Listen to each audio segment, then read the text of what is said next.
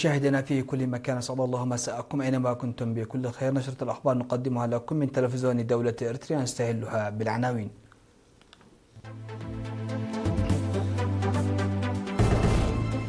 وفد إريتريا يشارك في المنتدى الاقتصادي الأوراسي السادس عشر بروسيا.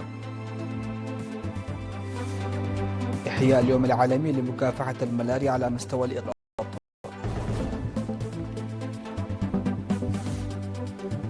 قائد شرطة الإقليم الأوسط يعقد ندوة توعوية للمواطنين.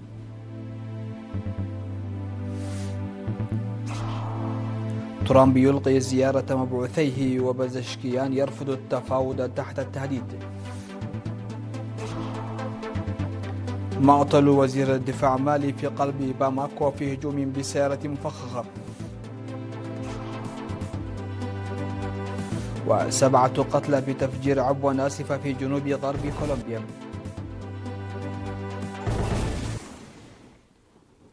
أهلا بكم إلى تفاصيل النشرة.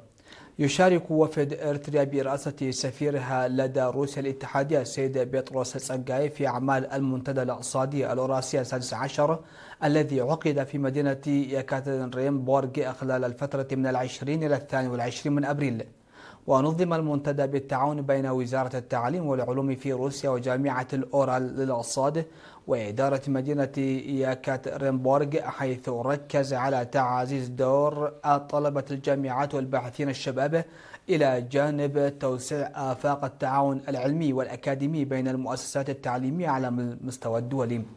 وفي كلمته خلال المنتدى، أكد السفير بيتروس تسقاي أن هذا الحدث يشكل منصة مهمة لتعزيز التعاون وبناء شراكات فعالة بين الدول، معبرا عن ثقته في أن مثل هذه اللقاءات تسهم في دفع العلاقات المشتركة نحو مزيد من التطور. وشهد المنتدى مشاركة واسعة من سفراء ودبلوماسيين ورؤساء جامعات وباحثين، حيث بلغ عدد المشاركين نحو 24 ألفا يمثلون 117 دولة، ما يعكس الأهمية المتزايدة لهذا الحدث على الساحة الدولية. تم إحياء اليوم العالمي لمكافحة الملاريا في 25 من أبريل على مستوى الإقليم الأوسط في إمبادورها بمدينة سرجة تحت شعار القضاء على الملاريا ممكن، فلنعزز جهودنا الأهلية.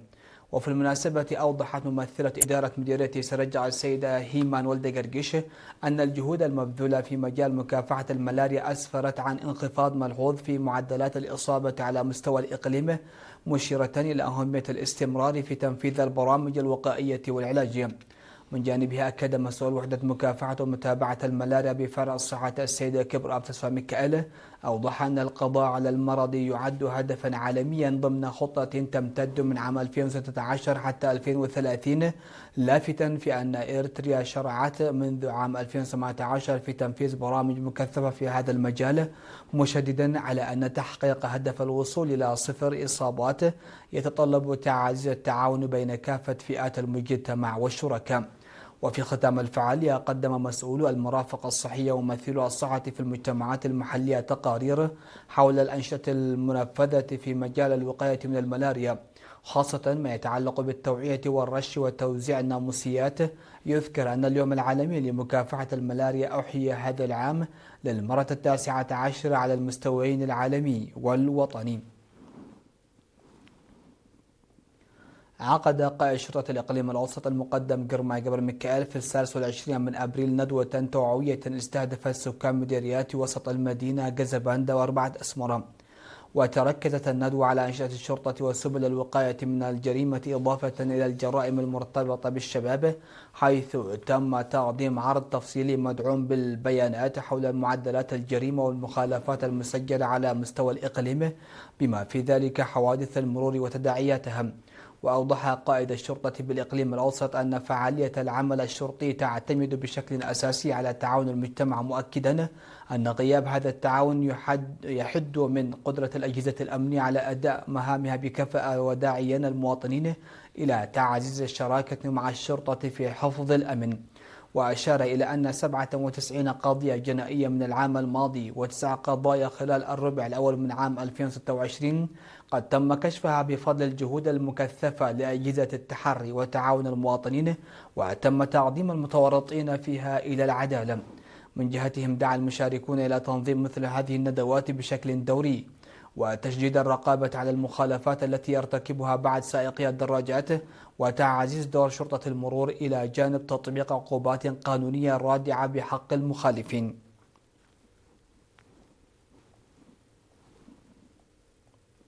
يواصل مركز ميراسة للتدريب الموسيقي بمدينة كرن أداء دوره في دعم وتنمية الحركة الفنية من خلال البرامج التدريبية التي يقدمها للشباب في مجالات الموسيقى والغناء. وأوضح مدرب الصوت والموسيقى بالمركز الأستاذ عبد الرحمن صالح أن التدريب يشمل أساسيات الصوت البشري، مبينا أنه ينقسم إلى أنماط متعددة تشمل الأداء الفردي والهارموني والغناء الجمعي، مشددا على أهمية إلمام المتدربين بأسس تكوين الصوت ومكوناته. وأشار إلى أن الموهبة الفنية رغم أهميتها تحتاج إلى تأطير علمي وتدريب منهجي في مجال الصوت والموسيقى، مؤكدا أن بدء التدريب في سن مبكرة يسهم بشكل أكبر في صقل المهارات وتنميتها.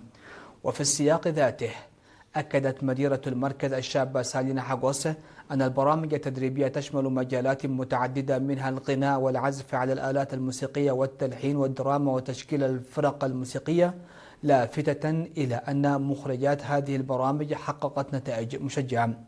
ويعمل مركز ميراسة التابع للاتحاد الوطني للشباب والطلبة فرع إقليم عنسب على اكتشاف وتنمية مواهب الشباب، حيث تمكن منذ تأسيسه عام 2008 من تدريب أعداد كبيرة من الشباب في مختلف المجالات الفنية.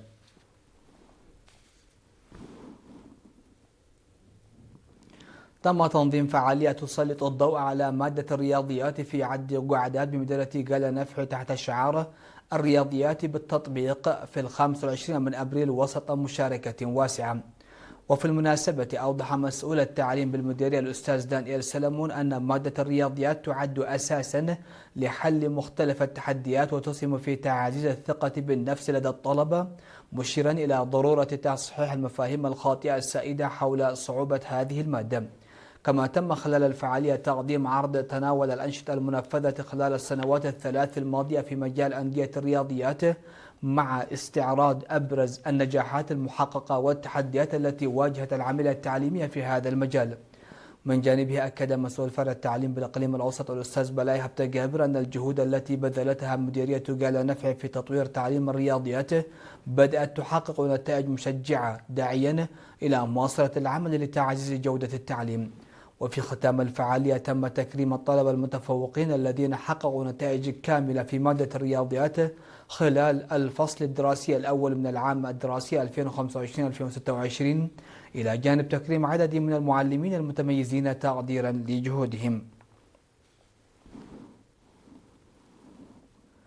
اندلع حريق في أحد المنازل السكنية بإدارة ضاحية حليبة في الإقليم الأوسط، ما أسفر عن وفاة مواطنين، رجل يبلغ من العمر 36 عاما وامرأة تبلغ 21 عاما.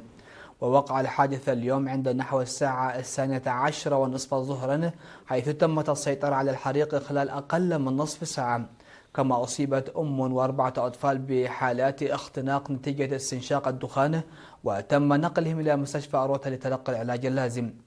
وفي تصريح له أفاد مسؤول مكافحة الجريمة في مركز الشرطة السادس السيد كبر أب جبر كريستوس أن أسباب الحريق لا تزال قيد التحقيق، مشيدا بسرعة استجابة فرق الإطفاء وتعاون المواطنين في احتواء الحادث.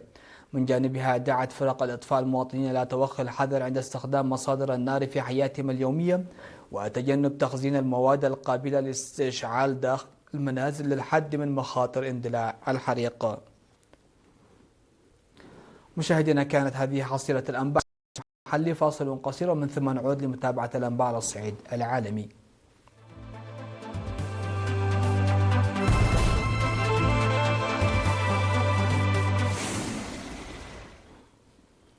أهلا بكم على الصعيد العالمي. خيم الجمود السياسي على جهود الوساطة الدولية الرامية إلى إنهاء الحرب بين الولايات المتحدة وإيران عقب إعلان الرئيس الأمريكي دونالد ترامب بإلغاء مهمة مبعوثيه إلى باكستان، في حين راهنت طهران العودة إلى طاولة المفاوضات برفع الحصار العملياتي عن موانئها.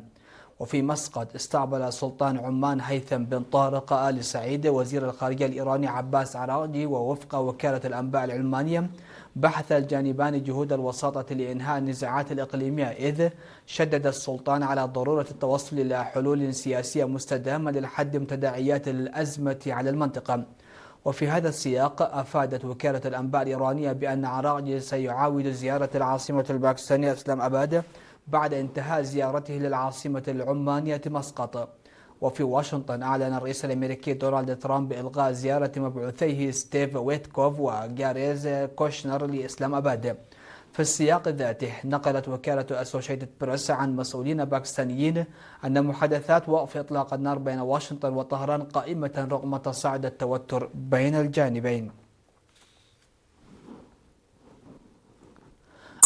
مصادر حكومية في مالي مقتل وزير الدفاع الجنرال ساديو كاماراث إثر هجوم استهدف منزله قرب العاصمة باماكو، في تطور يعكس تصعيدا خطيرا في الأوضاع الأمنية.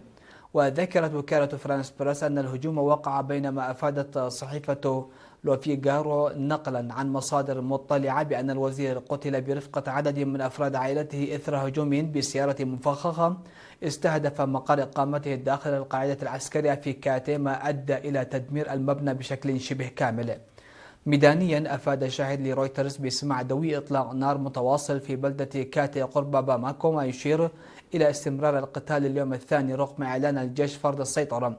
ويأتي ذلك بعد هجمات منسقة نفذتها جماعات مسلحة بينها عناصر مرتبطة بتنظيم القاعدة ومتمردون طوارق في واحدة من أكبر العمليات التي شهدتها البلاد خلال السنوات الأخيرة. وفي شمال البلاد أعلن مسلحون طوارق متحالفون مع القاعدة التوصل إلى اتفاق يقضي بانسحاب قوات روسية من مدينة كيدال.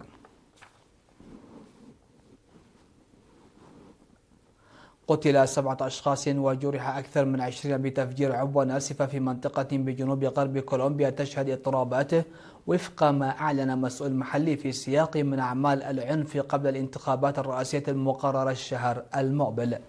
وجاء في منشور لحاكم إقليم كاوكا أوكتافيو كوسمان أنه جرى تفجير عبوة ناسفة على طريق، ما أدى إلى مقتل 7 مدنيين وإصابة أكثر من 20 آخرين بجروح خطيرة. يأتي ذلك غداة إصابة شخص بجروح جراء تفجير مماثل استهدف قاعدة عسكرية في مدينة كالي بحسب ما أفادت السلطات. وتزداد المخاوف من أعمال عنف في البلاد قبيل الانتخابات الرئاسية المقررة في 31 من مايو الجاري.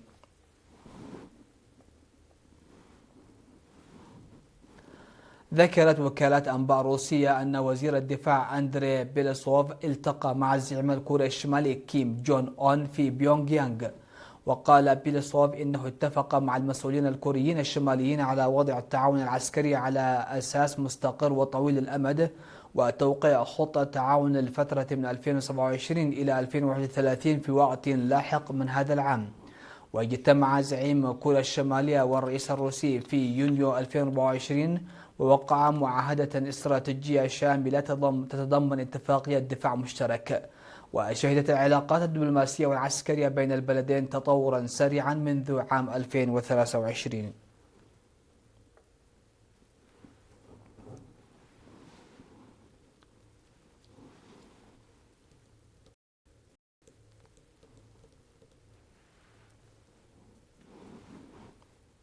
مشاهدينا، نختم نشرة هذا المساء بالتذكير بأهم ما جاء فيها. وفد إيرتريا يشارك في منتدى الاقتصاد الأوراسي 16 بروسيا. إحياء اليوم العالمي لمكافحة الملاريا على مستوى الإقليم الأوسط. قائد شرطة الإقليم الأوسط يعقد ندوة توعوية للمواطنين.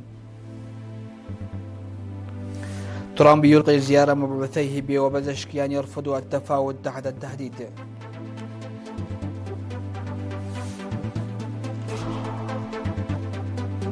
مقتل وزير دفاع مالي في قلب باماكو في هجوم بسيارة مفخخة. و7 قتلى بتفجير عبوة ناسفة في جنوب غرب كولومبيا.